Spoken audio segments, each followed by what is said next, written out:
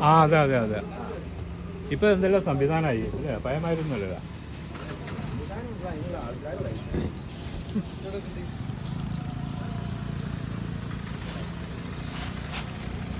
അപ്പോൾ പനമ്പാലം ഭാഗത്തു നിന്നുള്ള ദൃശ്യമാണ് നമ്മൾ കാണുന്നത്. ചായക്കട ഉണ്ട്, നമ്മൾ ചായ കുടിക്കാൻ വേണ്ടി കയറിയതാണ്. ചായ കുടിച്ചു. അമ്മ ഇവിടെ നിന്നുള്ള വെള്ളത്തിൻ്റെ അല്പം ഭാഗം കാണാം.